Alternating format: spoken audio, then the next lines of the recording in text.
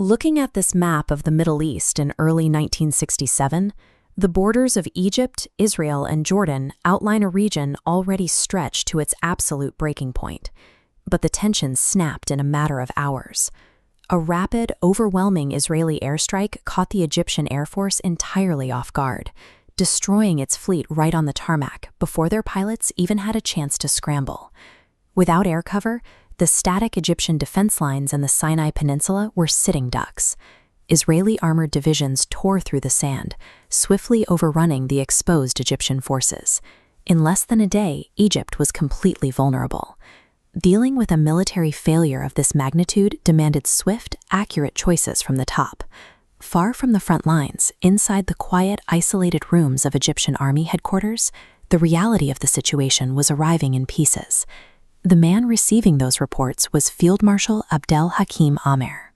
The entire command structure rested on his shoulders, giving him absolute control over the nation's military response.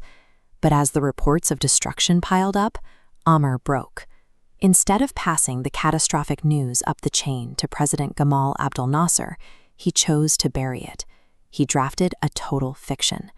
He told his superiors that his troops have successfully absorbed the initial strikes and were already pushing back with a counterattack.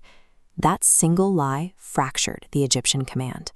While the army bled out in the desert, the top leadership was celebrating a ghost victory, driving the country straight into a trap of its own making. Operating entirely on Amer's fabricated reports, President Nasser felt emboldened. He believed his forces were winning. So when Israel extended an offer for a ceasefire early in the conflict, Nasser rejected it outright. Then he made an even larger miscalculation. Relying on the illusion of Egyptian success, he urged King Hussein of Jordan to commit his own forces to the war. But out in the Sinai, the reality was bleak.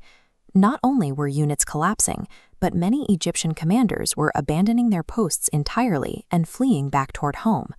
Because one man refused to admit defeat, a localized disaster snowballed, pulling a neighboring nation into a fight it was already losing.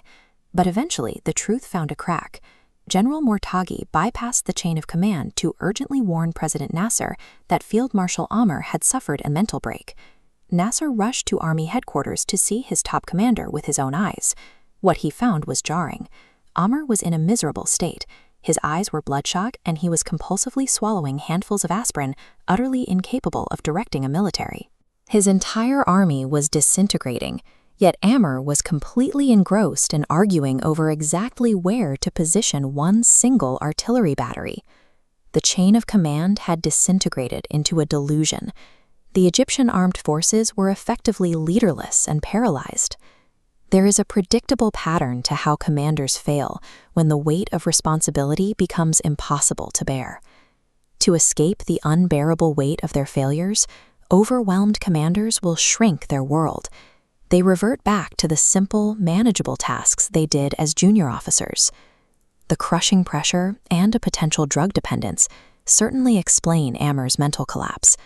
But historians point out that it doesn't justify his deceit, nor does it excuse the officers who abandoned their men to the advancing armor. When finally confronted with the fact that he had been lying to his own government, Amer's immediate reaction was to threaten suicide. The strain of the conflict pushed the high command into a full psychological retreat, and by shielding themselves from reality, they doomed the soldiers who couldn't escape it. The delay caused by Amer's cover-up left permanent scars on the geography of the region. Look at how this map shifted. Because reinforcements never came and a ceasefire was rejected, Egypt forfeited the entire Sinai Peninsula to Israeli control. And because they were lured into the war by false reports of Egyptian victories, Jordan lost control of the West Bank. They also lost Jerusalem. It was a staggering territorial shift, stripping deeply historic cities away from Jordanian rule in a matter of days. As for Abdel Hakim Amer, the consequences eventually caught up with him. Knowing he was about to face trial for his catastrophic deception, he followed through on his threat and committed suicide.